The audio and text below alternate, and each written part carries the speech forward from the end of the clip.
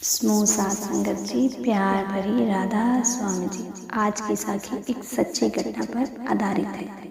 ये साखी महाराष्ट्र में रहने वाले एक सत्संगी परिवार की है। इस परिवार में एक छोटी सी लड़की होती है। जब ये लड़की छोटी सी थी तो ये अपने माता पिता संग रोज सत्संग सुनती, ब्यास जाती, सेवा करती। इस लड़की को छोटी सी उम्र में ही रूहानियत मार्ग अच्छा लगने लगा। ये बहुत खुश रहती।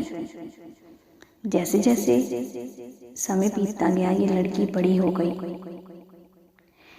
जब इसके माता पिता अभ्यास पर बैठते तो ये भी उनके साथ बैठ जाया करती।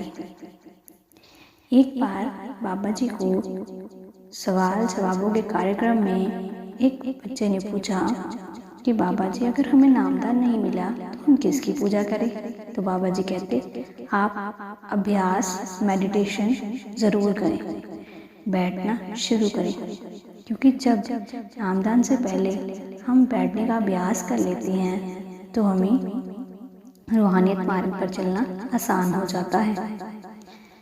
तो ये लड़की भी अपने माता पिता संग अभ्यास के समय बैठ जाती। अब जब ये बड़ी हुई तो इसे नामदान की बख्शीश हो गई।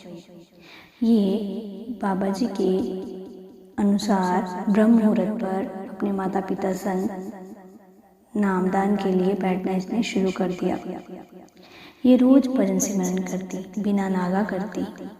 अब जैसे जैसे समय बीतता गया, लड़की के माता पिता ने शादी के लिए लड़का ढूंढना शुरू कर दिया। उसके माता पिता ने बहुत सारे लड़के देखे, पर हर पिता का सपना होता है कि उसकी लड़की को ऐसा परिवार मिले जिसमें कोई भी प्रकार की कमी ना हो।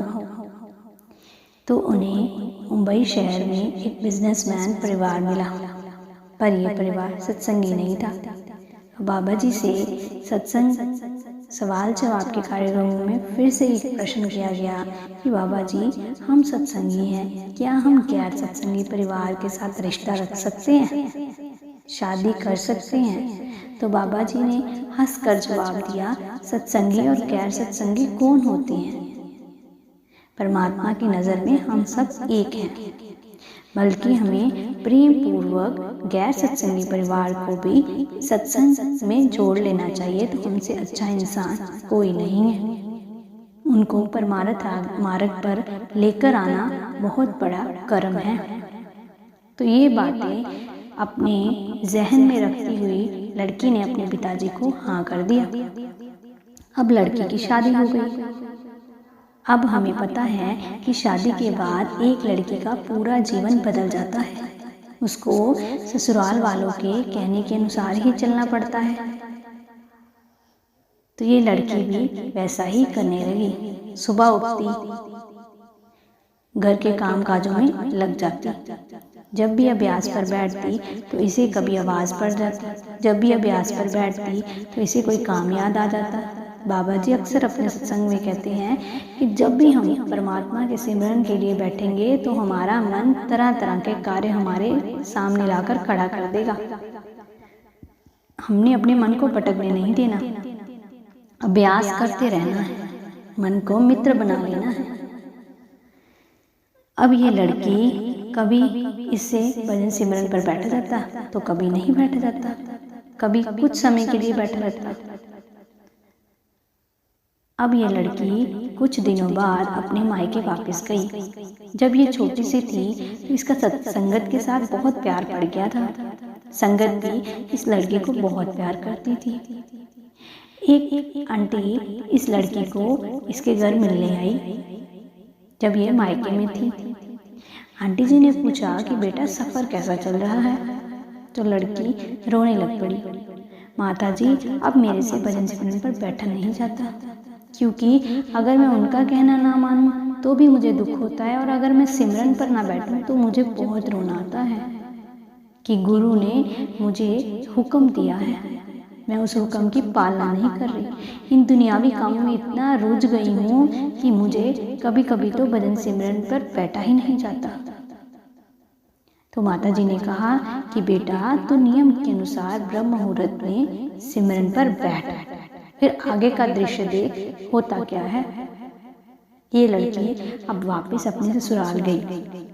अगले दिन ब्रह्म मुहूर्त पर ये लड़की बैठ गई। जैसे ही बैठी इसकी रूह, इसकी सूरत ऊपर को चढ़ गई, श्वास चलना बंद हो गई, इसकी आत्मा इसके शरीर से निकल गई। तो सुबह 4 बजे का टाइम था। कहते हैं इसके पति को पानी की प्यास लगी और वह उठा। जब वह पानी पीने लगा तो उसने देखा कि उसकी पत्नी मृत पड़ी है। तो वह सोचने लगा कि आज तो मेरी दिल्ली पर मीटिंग है और मुझे बहुत बड़ी डील करनी है, और अगर मैंने अभी से शोर मचाना शुरू कर दिया, रोना धोना शुरू कर दिया, तो मेरी डील कैंसिल हो जाएगी। तो मैं क्या करूं?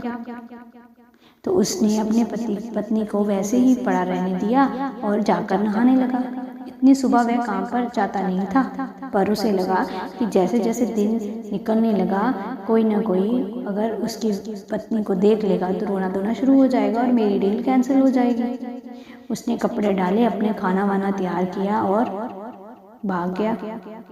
अब ये लड़की की आत्मा देख रही थी।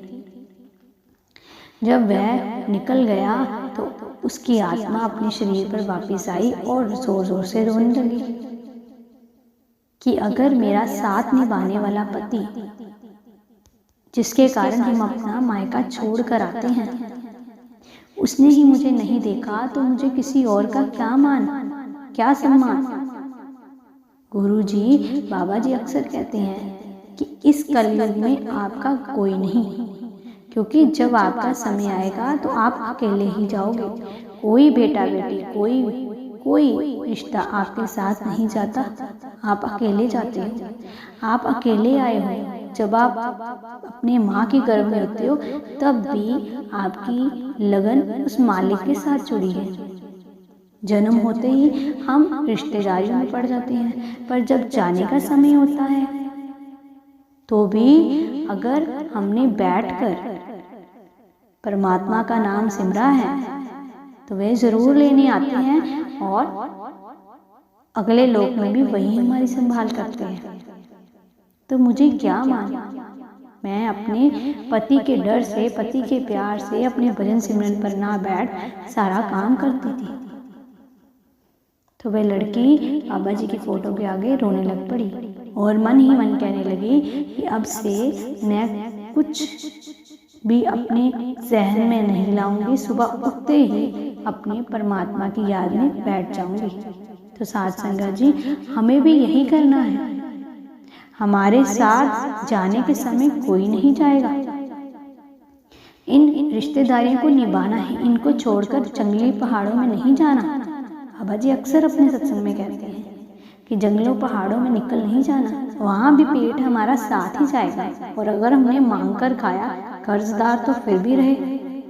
तो समूह साथ संगत जी, हमने अपने रिश्ते भी निभाने हैं, पर अपने गुरु को पहल देनी है। समूह साथ संगत जी, अगर आपको आज की साखी अच्छी लगी हो तो इस साखी को अपने भाई बहनों से शेयर ज़रूर करें और इस चैनल को सब्सक्राइब भी ज़रूर करें। समूह साथ संगत जी, प्यार भरी राधा स्वामी जी।